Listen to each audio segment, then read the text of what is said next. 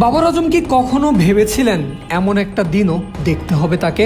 শুধু সময়ের না, পাকিস্তানের ইতিহাসেরই সবচেয়ে প্রতিভাবান ব্যাটারও বলা হয়েছিল তাকে। নাম দেওয়া হয়েছিল কিং বাবর, তুলনা করা হয়েছিল বিরাট কোহলির সঙ্গে। কিন্তু সময়ের সঙ্গে বদলে গেছে অনেক কিছুই। বদলেছে বাবরের ফর্ম, যে ফর্মে দল থেকেই বাদ পড়তে হলো বাবর আজমকে।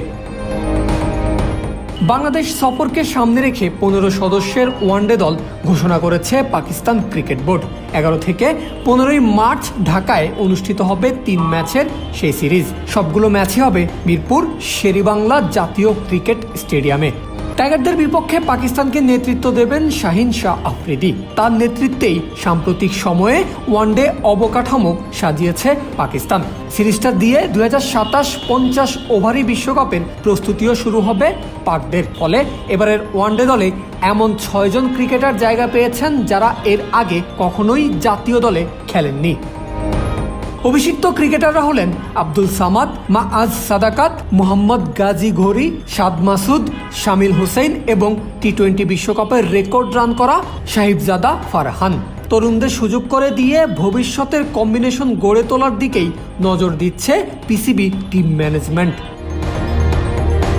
দলে প্রথমবার জায়গা পাওয়া 6 জনের মধ্যে আব্দুল সামাদ, মাআজ সাদকাত, সাদ মাসুদ ও শামিল হুসাইন সম্প্রতি পাকিস্তান শাহিনস দলে ছিলেন। আরব আমিরাতে ইংল্যান্ড লায়ন্সের বিপক্ষে সিরিজে অংশ নিয়েছিলেন তারা।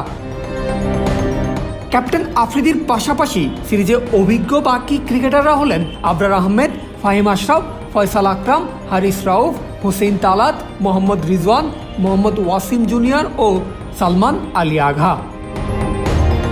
সর্বশেষ গত বছর 3 ম্যাচের একটা টি-20 সিরিজ খেলতে বাংলাদেশে এসেছিল পাকিস্তান, যেখানে 2-1 ব্যবধানে জয় পায় টাইগাররা। সেই প্রতিশোধ নিতেই 8 মার্চ আবারও ঢাকায় পৌঁছাবে পাকিস্তান দল।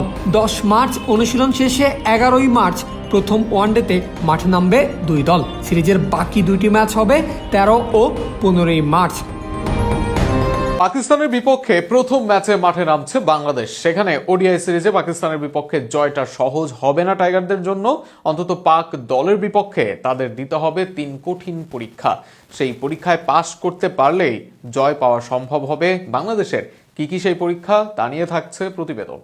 বিশ্বকাপ বয়কটের পর দেশের ক্রিকেট চলছিল দোদুল্যমান অবস্থায়। ক্রিকেট নিয়ে চলছিল নানা জনের নানা মত।